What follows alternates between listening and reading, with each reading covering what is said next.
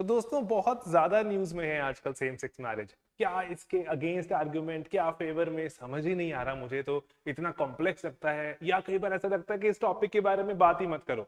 इतनी सारी मूवीज आ जाती हैं। जैसे एक मूवी आई थी, आपने शायद देखी हो, जो शुभ मंगल एक्स्ट्रा सावधान। क्या आपने शुभ मंगल एक्स्ट्रा सावधान में जो अगर उसको देखा तो उसको क्या आपने ऑब्जर्व किया? उसमें कुछ आर्ग्यूमेंट्स दिए थे, ऐसे वाली बातें लिखी गई थी जिसमें लगता था कि अरे सेम सेक्स मैरिज तो होनी ही नहीं चाहिए कई बार। लेकिन ऐसे विचार, ऐसे सीन्स से लगता था अरे क्यों क्यों इनको आजादी नहीं मिल रही। तो मल्टीपल पर्सपेक्टिव्स हैं, मैं आपको सभी चाहता हूँ बिल्कुल सिंपल शब्दों में समझाना। सोशोलॉजी एक्सेट्रा सब हम जान लेंगे कैसे क्या रहता है, लेकिन सिंपल शब्दों में इसको पहले जानो कि सेम सेक्स मैरिज के फेवर और अगेंस्ट में क्या क्या आर्ग्यूमेंट्स हैं। ठीक है, ओके। जैसे सबसे पहली बात, आर्गुमेंट्स अगेंस्ट में, चलो हम यहाँ पे पॉइंट्स वगैरह सब देखेंगे। उसके पहले एक बात समझो, कई बार ऐसा नहीं होता कि हमारे जेब में पैसा आ जाता है लेकिन मानसिकता नहीं बदलती, कि लड़का लड़की में भेदभाव करेंगे, है ना। ऐसा रहता है ना कि लड़कों को थोड़ा बेटर ट्रीटमेंट मिल रहा है, लड़कियों को थोड़ा कम मिल रहा है। या फिर लेट्स से सिंपल आप चीज ऑब्जर्व कीजिए कि अगर जैसे मान लीजिए बहू है, उतना बढ़िया ट्रीटमेंट नहीं, बेटी को बढ़िया ट्रीटमेंट।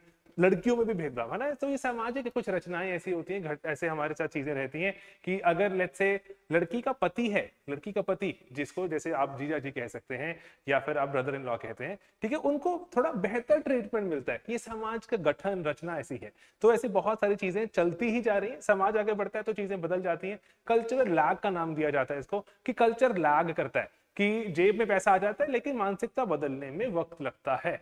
ठीक है, कल्चर लैग कर जाता है जबकि सामान बदल जाता है। चलो वो सब देखेंगे।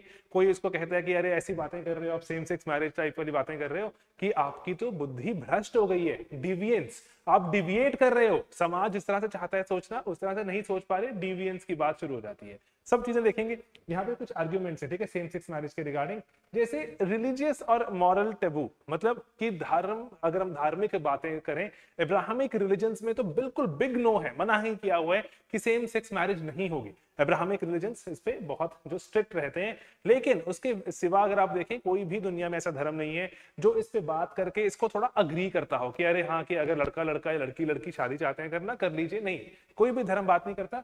मॉरल टेबूज हैं, समाज को लगता है कि अरे उसका गठन, संस्कृति सब कुछ खराब हो जाएगी, और अकॉर्डिंगली दुनिया भर में ऐसे कानून एग्जिस्ट करते थे इसको रोकने के लिए। ठीक है, ओके। दुनिया आगे बढ़ी, उसके साथ इसको नेचुरल नहीं माना जाता। और ऐसा देखो कल्चरल ईथॉस कि अरे लड़की की डोली उठती है, डोली उठ के जाती है, लड़के के घर जाती है, तो अरे यहाँ पर तो लड़का लड़का शादी कर रहा है, किसकी डोली उठाएं? कल्चरल ईथॉस, बात ही समझ नहीं आ रही हमें, क्या करें। अच्छा, दहेज की प्रथा है मान लीजिए, तो दहेज की प्रथा, कौन किसको दहेज दे रहा है? लड़की लड़की की शादी हो रही है, दोनों एक दूसरे को दहेज दें, क्या करें, है ना, समझ ही नहीं आ रहा पेरेंट्स को।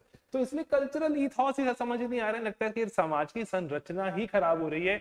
अगर मान लीजिए बच्चा अडॉप्ट किया तो कौन फादर कौन मदर, है ना, ये तो बात समझ नहीं आ रही। समाज ने तो रोल डिसाइड किए हुए हैं कि पापा का रोल है, मम्मी का रोल, अरे यहाँ तो दोनों ही पापा या दोनों ही मम्मी है, अब क्या करें, समझ नहीं आता।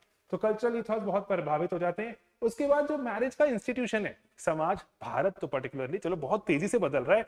जो शादी का एक इंस्टीट्यूशन है, शादी का एक बहुत ही बड़ा एक कॉम्प्लेक्स सिस्टम है, दो परिवारों का मिलन माना जाता है जो शादी, उस पर्टिकुलर में कुछ किसी के जो एक, जैसे आप हमेशा ऑब्जर्व करते हैं, किसी का अपर हैंड होता है थोड़ा सा, लड़के वाले थोड़ा सा ऐसे चलते हैं, हम लड़के वाले हैं, है ना, यहाँ लिख भी लेते हैं लड़के वाले, और लड़की वाले बेचारे ऐसे हाथ जोड़ के खड़े रहते हैं। तो अरे यहाँ पे क्या करें? तो इंस्टीट्यूशन ऑफ मैरिज की वहां शुरुआत होती है, पावर इक्वेशंस हम विटनेस करते हैं, जेंडर रोल्स हम, शादी हो जाती है उसके बाद विटनेस करते हैं। ये सब चीजें, इंस्टीट्यूशन ऑफ मैरिज खतरे में आ जाता है कि अरे क्या करें, यहाँ तो जेंडर रोल्स ही नहीं हो रहे, घर के अंदर काम कौन करेगा, बाहर कौन करेगा, पेरेंट्स की रिस्पॉन्सिबिलिटीज क्या होंगी, सासू माँ ससुर जी एक्सेट्रा के रूल्स क्या होंगे, पता ही नहीं चलता। ठीक है, तो इसलिए कॉम्प्लेक्स हो जाता है। तो इसलिए बोलते हैं कि हमारा सिस्टम ऐसा नहीं चलता, लड़का लड़का शादी क्यों कर रहा है, लड़की लड़की शादी क्यों कर रही है, जो समाज में थोड़ी घबराहट हो जाती है। उसके बाद अगर आप देखें तो सेम सेक्स मैरिज का एक बायोलॉजिकल खतरा भी नजर आता है कि अगर अगर आप बिना प्रोटेक्शन के सेक्स में अगर इंडल्ज करते हैं तो बीमारियां, HIV, हेपेटाइटिस वगैरह बहुत ज्यादा इंसिडेंट्स देखे जाते हैं जो स्प्रेड होती हैं। और रादर ऐसा भी माना जाता है कि एड्स का बहुत रैपिड स्प्रेड था इसी के कारण, क्योंकि सेम सेक्स आप यहाँ पे जो विटनेस कर रहे थे कि इंटरकोर्स वगैरह जो देखे जाते थे। ओके, और आखिरी में एक पॉइंट और भी है कि जो समाज को बहुत लॉजिकली लगता है, वंश कैसे आगे बढ़ेगा। दो लड़के अगर इंटरकोर्स करें, बच्चा पैदा नहीं हो सकता। ना ही दो लड़कियां बच्चा पैदा कर सकती हैं। साइंस एडवांसमेंट कर रही है, कुछ टेक्नोलॉजिकल डेवलपमेंट्स हैं, तो लेकिन स्टिल अभी भी वंश कैसे आगे बढ़ेगा तो देखिए दिक्कत है कि आपको अडॉप्ट ही करना पड़ेगा, या फिर जो साइंटिफिक मेथड्स हैं जैसे बच्चा पैदा करने के वो करने पड़ेंगे। दोनों सेम सेक्स के लोग मिलकर बच्चा पैदा नहीं कर सकते अभी भी। तो इसीलिए कुछ आर्ग्यूमेंट्स हैं कि जो सृष्टि की रचना अगर हुई थी तो बच्चे वगैरह पैदा होने के कारण जो उसका वो भी था कि आगे आगे आबादी बढ़ी, तो ये कैसे होगा, ये कुछ यहाँ पे घबराहट हो जाती है लोगों को, तो इसीलिए इसके खिलाफ आते हैं। लेकिन जैसे बहुत ही फेमस एक फोटो है कि भारत में पहले कपल से शादी की थी, और 2018 में, मैं आपको चाहता हूं बताना, 2018 में जो कानून, जैसे कानून तो अभी भी नहीं आया, लेकिन कोर्ट ने कह दिया था कि अगर दो सेम सेक्स के लोग, लड़का लड़का या लड़की लड़की, अगर वो चाहे इंटरकोर्स करना, उसमें कोई भी गलत बात नहीं है, कोई कानूनी कार्रवाई करने की जरूरत नहीं है। डीक्रिमिनलाइज कर दिया था उनका सेक्स करना। ठीक है, शादी करें क्या ना करें, क्योंकि शादी के साथ बहुत सारी चीजें जुड़ी हुई हैं। मैं एक सिंपल सा एग्जांपल बताऊं आपको, शादी के साथ क्या जुड़ा हुआ है। मान लीजिए मुझे इंश्योरेंस खरीदनी है, और है ना, मैंने इंश्योरेंस खरीद ली, मान लीजिए मेरी हेल्थ इंश्योरेंस 10,000 रुपए की आई, मेरी पत्नी की हेल्थ इंश्योरेंस 10,000 की आई, अरे 10-20,000 की। मैं कहता हूं कि काम कीजिए, हेल्थ इंश्योरेंस पॉलिसीज के ऐसे पैकेज होते हैं कि आप एक फैमिली पैक ले लो, जिसमें आपकी पत्नी भी कवर हो जाएगी, आपका बच्चा भी कवर हो जाएगा। ठीक है सर, तो वो पड़ेगा कितने का, वो पड़ेगा 14,000 का। अरे मैं भी कवर, मेरी पत्नी भी, मेरा बच्चा भी। यस, आपको 3 पैकेज नहीं लेने होते, फैमिली पैक बोलते हैं इनको। फैमिली पैक ही नहीं मिल पा रहा, क्योंकि शादी अभी भी कानूनी एक जो तरह से वैध या जो वहां से लीगल नहीं मानी जाती। तो सेक्स कर सकते हो लेकिन शादी की शुरुआत नहीं कर सकते, तो इसलिए शादी आपकी यहाँ पर कानूनी नहीं मानी जाती। अब जो अगर आपने बच्चे उसमें मान लीजिए शादी कर ली, दो लड़कों ने या दो लड़कियों ने बच्चे अडॉप्ट कर लिए, उनको आगे अडॉप्शन कैसे होगी, है ना। अडॉप्शन को लेकर प्रतिक्रिया बड़ी मुश्किल है। जो शादी ही नहीं जब आपकी वैध मानी जाती, बच्चे कहां से कर सकते हैं, उनको आगे आपकी प्रॉपर्टी कैसे जाएगी, है ना, कोई कानून ही नहीं है। उन बच्चों में अगर आगे जो लड़ाई हो जाए तो कैसे प्रॉपर्टी किसमें डिवाइड होगी, जो पेरेंटल प्रॉपर्टी के डिवीजन के जो रूल्स हैं वो सब अप्लाई होते होते यहाँ पर बहुत दिक्कत आ जाती है। इसीलिए जो नेक्स्ट लॉजिकल स्टेप था 2018 के जो कोर्ट के ऑर्डर के बाद, डीक्रिमिनलाइज कर दिया है, तो अब हमें शादी की भी इजाजत दीजिए। तो यहाँ पर शादी को लेकर अभी सुप्रीम कोर्ट में केसेस चल रहे हैं। सुप्रीम कोर्ट ने कहा है कि एक और हमें जो ज्यादा सारे जज बिठाकर कॉन्स्टिट्यूशनल बेंच के सामने बैठकर ही हम इसको डिसाइड कर सकते हैं। हम में इतनी जो अभी 3 जज बैठे थे, इंक्लूडिंग जो हमारे भारत के जो चीफ जस्टिस हैं वो भी बैठे थे, तो उन्होंने कहा कि हम 3 जज बैठकर डिसाइड नहीं कर सकते, 5 जज लगेंगे इसके लिए, बड़ा मामला है। तो इसलिए 5 जज की बात हुई है यहाँ पर। उसके बाद लेकिन भारत सरकार कह रही है कि ये तो कोर्ट का मामला ही नहीं है, हम इसको पार्लियामेंट में डिस्कस करेंगे, सामाजिक चीज है, इस पे समाज के रिप्रेजेंटेटिव बैठकर आपस में जो करेंगे, बात बूत करेंगे, एंड उसके बाद डिसाइड करेंगे क्या कानून होना चाहिए। तो इसीलिए कह रहे हैं कोर्ट की तो ये बात ही नहीं है। लेकिन लोग कहते हैं सर कोर्ट की बात है, क्योंकि मेरे हक की लड़ाई है, मेरे 14 आर्टिकल, मेरा आर्टिकल 21 ये मुझे कहता है ये मेरे हक की लड़ाई है, मुझे भी इक्वालिटी का हक है, मेरे को अगर लड़का लड़का पसंद है, मेरे को लड़की हूं, मैं को लड़की पसंद है, तो ऐसा क्यों नहीं कर सकते। तो इसीलिए यहाँ पर ये कोर्ट में चला गया मामला, और अभी इस पे बहुत जल्दी आपको डिसीजन भी दिखेगा। ओके, तो यही लिबर्टी, मेरी आजादी है, मुझे इक्वालिटी का हक है। उसके बाद जो इतनी सारी साइंटिफिक रिसर्चेज आ गई हैं जो बताती हैं कि जो आपका जो सेक्सुअल ओरिएंटेशन है, अगर किसी लड़की को लड़की पसंद है, लड़के को लड़का पसंद है, वो नेचुरल है, वो ऐसा नहीं है कि किसी ने कुछ बचपन में ऐसा कर दिया, कुछ कह दिया। बहुत सारे साइंटिफिक रिसर्च कहते हैं ये नेचुरल है, ये ऑटोमेटिकली होता है, कोई बीमारी नहीं है ये, या किसी ने आपके कान में कुछ कह दिया कि नहीं ऐसा नहीं है, ये नेचुरल होता है। ठीक है, तो इसीलिए इस पर आप, अगर आप किसी नेचुरल चीज को रोक रहे हैं तो अननेचुरल काम कर रहे हैं, तो why are you committing unnatural things, किसी को रोक के तो शादी करने दीजिए। तो इसी के साथ अगर आप आगे और देखें तो यहाँ पर कॉन्स्टिट्यूशनल राइट्स की बात आती है। आर्टिकल 14, आर्टिकल 21 कहते हैं कि मेरे पास हक ऐसा करने का। सोसाइटी इंक्लूसिव बनेगी, कि हम जैसे जैसे कोशिश करते जा रहे हैं कि डिफरेंट तरह के विचार है। डेमोक्रेसी, महात्मा गांधी जी डेमोक्रेसी की डेफिनेशन हम पढ़ाते हैं बच्चों को, तो एक सरल सी डेफिनेशन है, वो ये नहीं है कि मेरी बात रखने का हक भी है, नहीं, वो कह रहे हैं कि आपकी बात रखने का हक भी है, जिसको मैं सुनूं भी और उसका आदर भी करूं।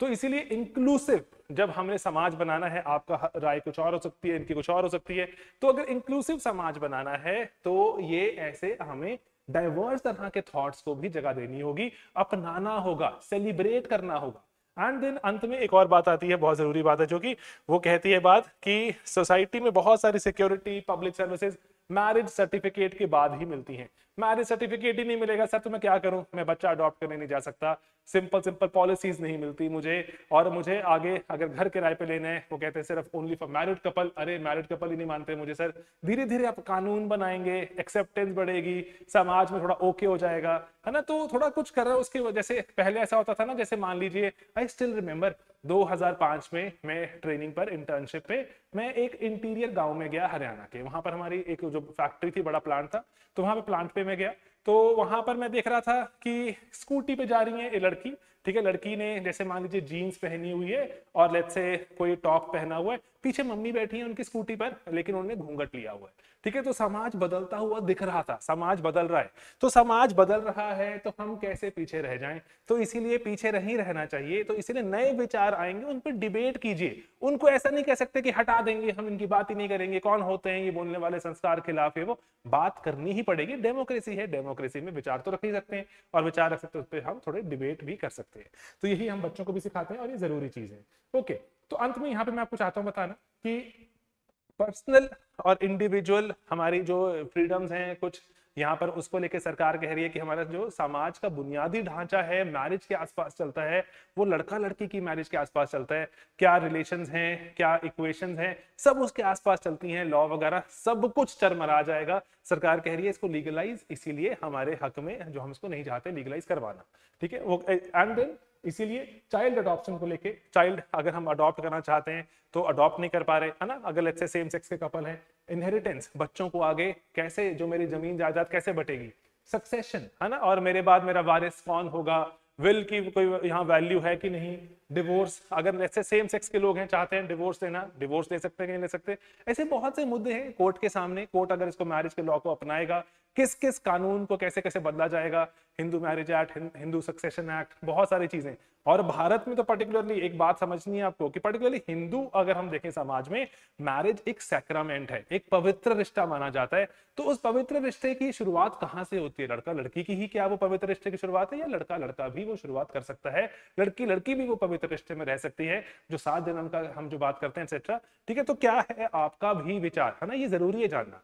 तो इसीलिए मैं आपको वही चाहता हूं बताना कि ये सब चीजें जो 32 कंट्रीज में ये लीगलाइज हो चुकी हैं, शादी 131 अप्रोक्सीमेटली आप लगा लीजिए 130 प्लस 130 कंट्रीज में गे सेक्स, मतलब सेम सेक्स में अगर आप इंटरकोर्स करते हैं वो तो बिल्कुल ही कानूनी आपको अलाउड है, लेकिन 32 कंट्रीज तो शादी को भी अलाउ कर चुकी हैं, ठीक है। तो इसीलिए यहाँ पे जरूरी है कि भारत भी थोड़ा प्रोग्रेसिव, अगर हम बात करते हैं हमारे यहाँ पे, हम बहुत प्रोग्रेसिव हैं, हमारा कल्चर हमेशा से बहुत प्रोग्रेसिव रहा है, हमने जगह जगह से बहुत सारे जो प्रताड़ित लोग थे उनको यहाँ जगह भी दी है, शरण दी है, फलने फूलने के साथ साथ खुद को भी हमने जो उनके साथ ग्रोथ करते हुए देखा है। तो इसीलिए जरूरी है कि हम वक्त में पीछे ना रह जाए, ठीक है। वक्त के साथ साथ बहुत सारे हमारे जो धार्मिक किताबें हैं वो यही बोलती है वक्त के साथ बदलना बहुत जरूरी है, ठीक है। तो इसलिए वक्त के साथ बदलें और इसको समझें, इस पर डिबेट तो करें, इसको शन ना कर दें कि नहीं हम इस पर बात ही नहीं करें, ठीक है दोस्तों। तो ये पूरा मैप है जिसमें देख सकते हैं कि दुनिया में कहाँ कहाँ पर जो समाज अलाउ करते हैं, कहाँ कहीं पे तो लीगल है, ठीक है, कहीं कहीं पे तो लीगल है। हम यहाँ पे हम अलाउ करते हैं कि आप सेम सेक्स में इंडल्ज, अगर आप सेम सेक्स को कपल है आप सेक्स में इंडल्ज कर सकते हैं, कोई टेंशन नहीं, लेकिन शादी अभी लिमिटेड जगहों पर ही मानी जाती है। तो भारत के लिए भी एक ये अच्छा एक जो मौका है जहां पर उस पर डिबेट करें अपने आप को, और जो हम अपने क्रेडेंशियल्स को एक्सेप्ट करें कि हम बहुत एक्सेप्टिंग, एक टॉलरेंट और एक प्रोग्रेसिव सोसाइटी है, ठीक है दोस्तों। आपका क्या इस पे है टेक, प्लीज कमेंट में पक्का बताना कि क्या लगता है कि सुप्रीम कोर्ट या कानून की हमारी प्रक्रिया किस दिशा में सोचे, क्या होना चाहिए, कमेंट्स में बताओ, थोड़ा सा डिबेट करते हैं, डिस्कस करते हैं, ठीक है दोस्तों। मिलेंगे अपने अगले लेक्चर्स में बहुत ही जल्द, बाय बाय, टेक केयर।